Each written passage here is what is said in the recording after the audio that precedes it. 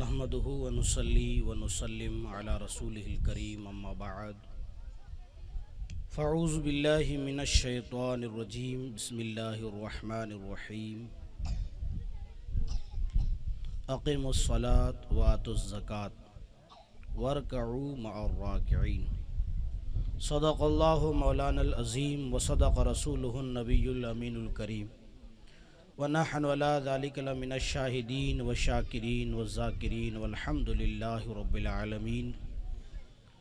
आइए सबसे पहले हम तमामी हज़रात मिलकर प्यारे आका मदीने के ताजदार सब्ज़ गुंबद में आराम फरमाने वाले आका अहमद मुज्तबा मोहम्मद मुस्तफ़ा रूह फ़िदा सल्लल्लाहु अलैहि वसल्लम की बारगाह बेकसपना में दरूद व सलाम का नजराना अक़ीदत और मोहब्बत के साथ झूम झूम कर पढ़ें। अल्लाहुम्मा सल्ली अला सय्यिदना शफ़ीना नबीना मौलाना मुहम्मदिन मुबारक सल्लु अलैहि सलातु व सलामन अलैका या रसूल अल्लाह व अला आलिका व अस्हाबिका या नूर मिन नूरिल्लाहि सल्लल्लाहु तआला अलैहि वसल्लम।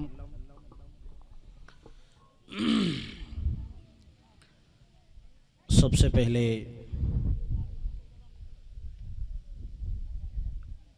दारुल उलूम फैज़ सिद्दीकिया गुलशन मुस्तफ़ा कलरा शरीफ के इस सालाना उर्स की आप तमामी हज़रात को दिल की गहराइयों के साथ मुबारकबाद पेश करता हूँ और यहाँ के कारकुनान कमेटी हज़रात का दिल से शुक्रिया अदा करता हूँ कि उन्होंने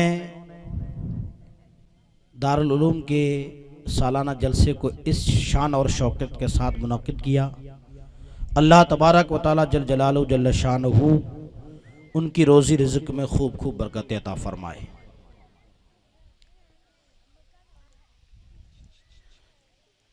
स्टेज पर रौनक अफरोज़ उलमाए अहले सुन्नत और सामईन हज़रात, आप तमामी हज़रात काफ़ी देर से तकरीर और नात शरीफ मदरसा के बच्चों का प्रोग्राम आप समात कर रहे थे, सुन रहे थे और आप बड़ी दिल जमाई के साथ अल्हम्दुलिल्लाह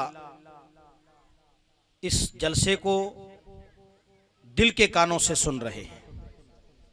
वरना कई जलसों मैंने देखा है कि हलचल इधर उधर चलना फिरना चालू रहता, लेकिन अल्हम्दुलिल्लाह ये जमात जो जमी हुई है इस तरह देख करके दिल बाग बाग हो गया।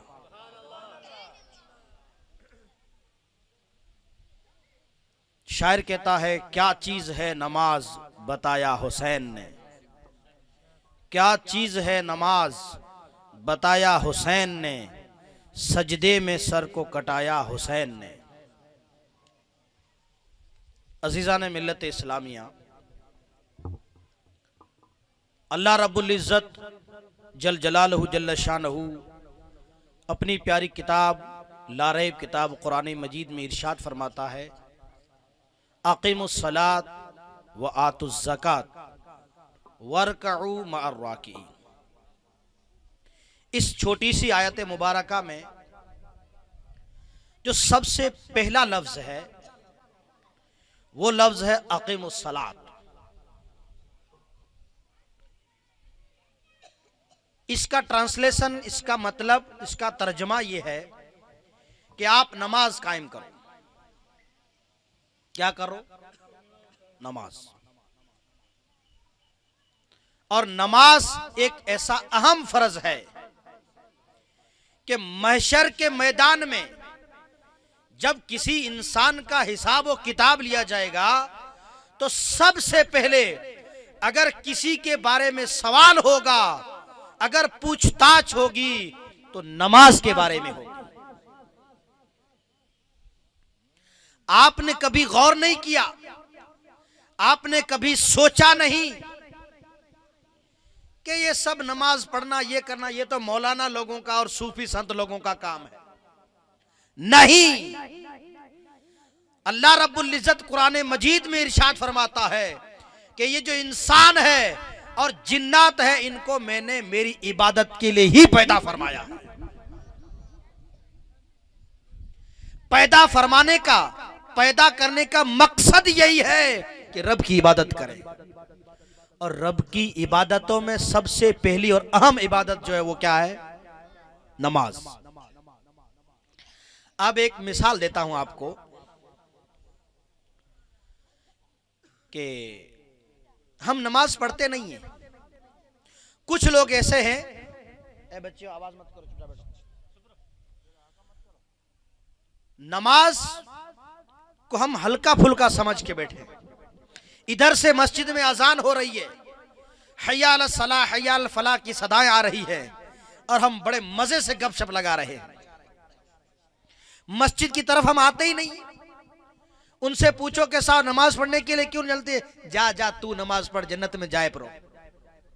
साहब नमाज खुदा का फर्ज है और तू जो नमाज की दावत दे रहा उसको इस तरीके से जवाब दे रहा है।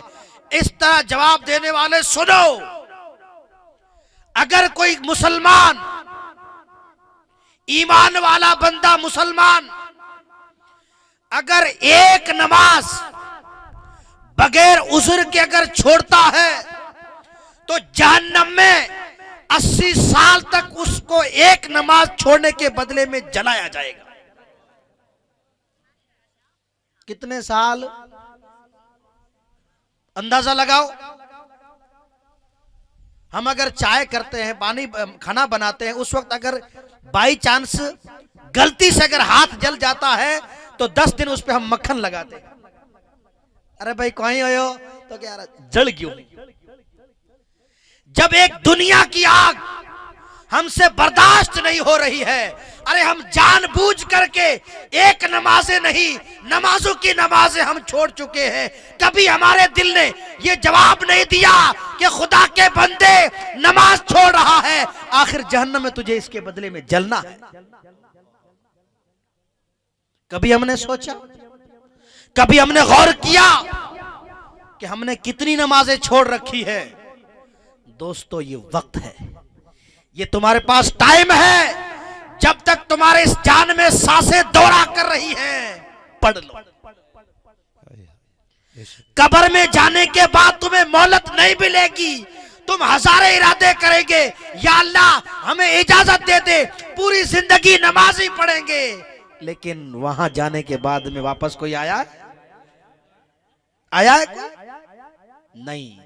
दोस्तों नमाज एक खुदा का अहम फर्ज है और कुरान में अल्लाह ने इरशाद फरमाया, इन्ना सलात तन्हा अनिल फहशाइ वल मुनकर। आज हम किसी बंदे की तरफ नजर उठा के देखते हैं ना, मिसाल के तौर पे मैं मेरी तरफ उंगली कर रहा हूं, ये तो क्या ये तो झूठ बोलता है, ये तो चोर है, ये तो पैसे खाता है, ये तो फला काम करता है, ये फला काम करता है। अरे उस इंसान से पूछो कि ये जितनी सारी बुराइयां इंसान करता हुआ नजर आ रहा है, उस बंदे को चाहिए कि वो नमाज खुदा का फर्ज अदा करे, नमाज पढ़े। कसम खुदा पाक की नमाज एक वो इबादत है कि सारी बुराइयों से दूर कर देती। ये मैं नहीं कह रहा, ये मौलाना हाजी सलीम साहब नहीं कह रहे, ये मौलाना सिकंदर साहब नहीं कह रहे, ये स्टेज के उलमा नहीं कहते, ये कुरान कहता है कि नमाज एक ऐसी इबादत है जो बेहयाई और बुरी बातों से रोकती है। अब एक मेरे जहन में सवाल आया, सवाल उठा कि नमाज एक ऐसी इबादत है जो नमाज पढ़ता है वो बेहयाई से बचता है, वो बुरी बातों से बचता है, वो चोरी से बचता है, वो जिना से बचता है, वो हरामखोरी से बचता है, दूसरों का हक खाने से बचता है, जो गुनाह के काम है उन सारों से बचता है। लेकिन मौलाना साहब हमने ऐसे लोग देखे हैं जो नमाज भी पढ़ते हैं और गुनाह भी करते हैं। सवाल होता है कि नहीं?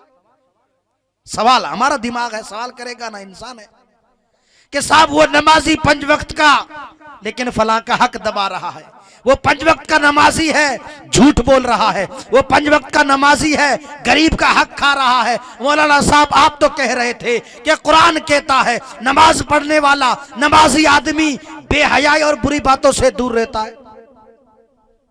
दोस्तों, वो आदमी दूर नहीं रहता है। कुरान ने क्या कहा है? नमाज एक ऐसी चीज है जो बेहयाई और बुरी बातों से रोकती है। अब आप गौर करें और सुने कि नमाज ये हमारा जिस्म है, बॉडी। इस बॉडी को तुम देख लो।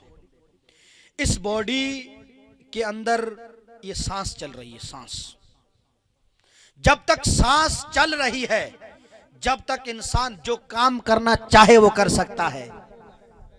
सांस चल रही है, जब तक जो करना चाहे, खेती का काम करना चाहे कर सकता, नमाज पढ़ने के लिए जा सकता, स्टेज पे बैठ के तकरीर करे तो कर सकता है, जो काम करना चाहे कर सकता। जैसे ही रूह निकली, अब ये जिस्म काम करेगा? नहीं करेगा।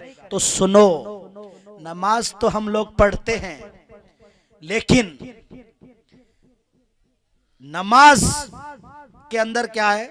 क़याम, क़िरात, रुकू, सुजूद, कदा, खीरा, सलाम, ये सारे अरकान नमाज में है ना। तकबीर देते हो, रुकू करते हो, सजदा करते हो, ये सब कुछ है। ये जाहिरी आज़ा, जाहिरी बॉडी है। क्या है? नमाज के जाहिरी बॉडी क्या है? अल्लाहु अकबर कहना, तकबीर कहना, रुकू करना, सजदा करना, अतहियात पढ़ना, सलाम फेरना, ये जाहिरी बॉडी है नमाज की।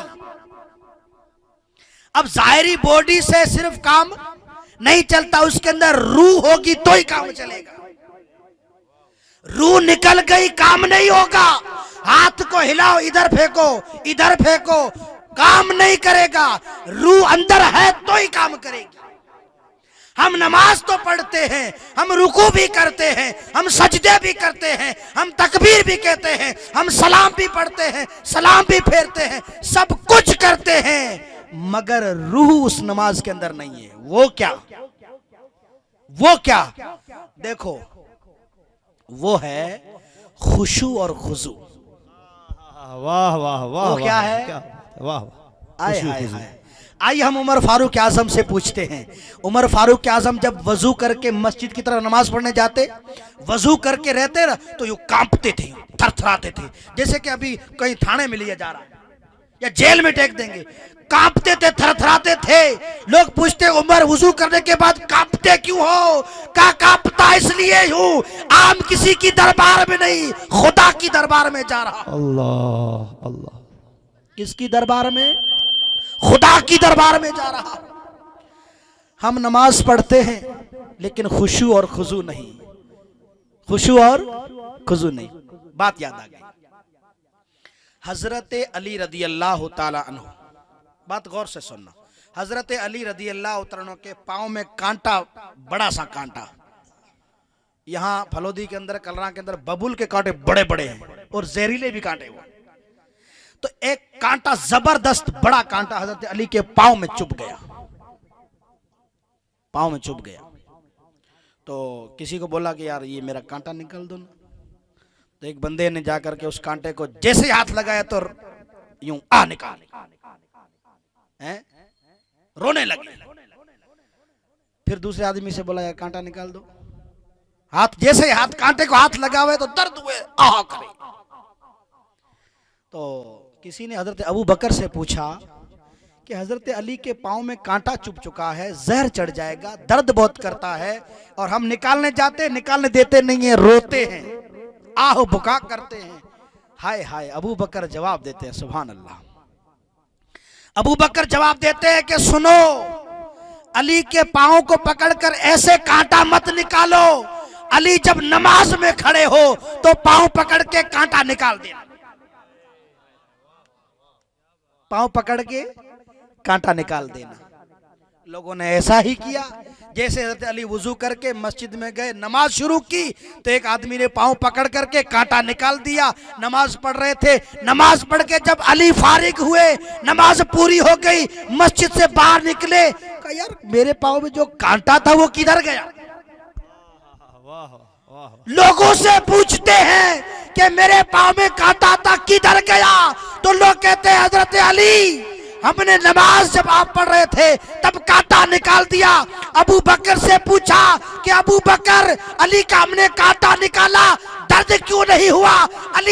अबू बकर जवाब देते हैं कि अली जब नमाज में खड़े होते हैं तो निगाह में खुदा का दीदार हो। नारे तकबीर, नारे रिसालत, नारे रिसालत, उलमाए अहले सुन्नत। वाह वाह वाह माशाअल्लाह। अबू बकर जवाब देते हैं कि अली जब नमाज में खड़े होते हैं तो हमारी तरह धड़ाधड़ नमाज नहीं, आंखों के अंदर खुदा का दीदार होता है। जब खुदा का दीदार आंखों में बसा हुआ होता है तो अली के ये तो कांटा था, अगर तलवार भी चलती तो अली को पता ही नहीं चलता। वाह वाह। फिर यहाँ एक सवाल है, वो सवाल ये, मैं आखिरी बात कर रहा हूँ, वो सवाल ये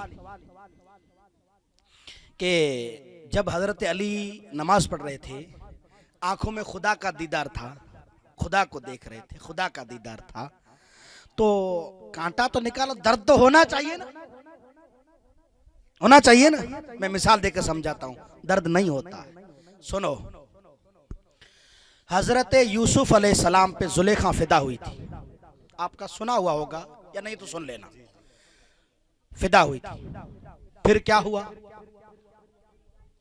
जुलेखा, तो जब जुलेखा फिदा हुई तो दूसरी जो औरतें थी उसकी सहेलियां, वो जुलेखा ताना देती, क्या गुलाम से जाकर के ये वो फिदा हो गई है, इस तरीके से ताने मारने लगी, ऐसा क्या देखा यूसुफ में?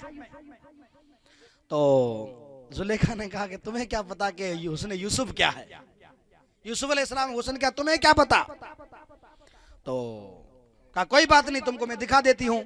यूसुफ अलैहिस्सलाम के पास गई, हाथ जोड़ करके बीबी जुलेखा ने कहा कि 2-4 मिनट के लिए अभी ये बाहर औरतें लाइन बांध के खड़ी हैं, आपके चेहरे का दीदार करना चाहती है, 4 मिनट के लिए आप यहां से बस गुजर जाओ। कहा कि हाँ ठीक है कोई बात नहीं। तो बीबी जुलेखा ने, वो जो औरतें थी ना उनकी सहेलियां, ये ताने मारती थी कि क्या गुलाम से तुमने ये फिदा हो चुकी है, ये वो इस तरीके से बातें, बोला एक काम करो, तुम्हारे हाथ में नींबू लो, नींबू, और फिर छुरी लो, चक्कू।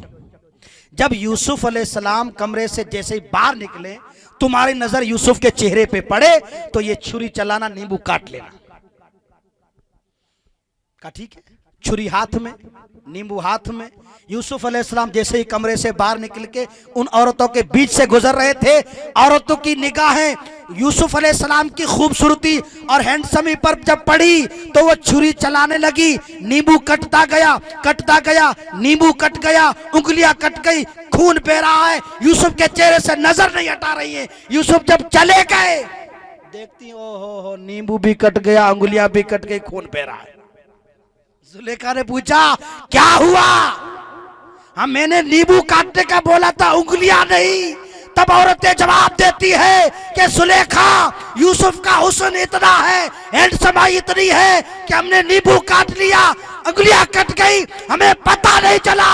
अरे जब यूसुफ अलैहिस्सलाम के हुस्न को अता करने वाला रब की जात है, मुस्तफा के सदके में यूसुफ को हुस्न मिला है। अरे जब हुस्न के यूसुफ अलैहिस्सलाम के हुस्न को देखने वाली उंगलियां कट जाए, दर्द नहीं होता है, तो अली जैसा नमाज में खड़े होकर के जब खुदा के दीदार में होता है तो कुछ पता ही नहीं चलता। वाह वाह वाह वाह, बहुत खूब माशाअल्लाह, बहुत खूब माशाअल्लाह। दोस्तों मेरे अर्ज करने का मकसद ये है कि हम एक तो नमाज पढ़ें, और नमाज पढ़ें तो खुशी और खुशू के साथ, हमारा रब हमसे राजी हो जाए, दुनिया को दिखाने के लिए नहीं।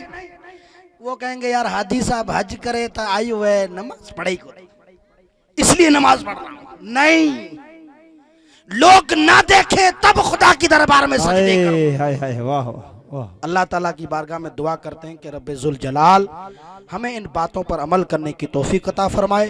कहने सुनने में अगर कोई खता हुई तो अल्लाह रब्बुल इज्जत माफ़ फरमाए। वमा तौफीक इल्ला बिल्लाह। अस्सलामु अलैकुम व रहमतुल्लाहि व बरकातुहू।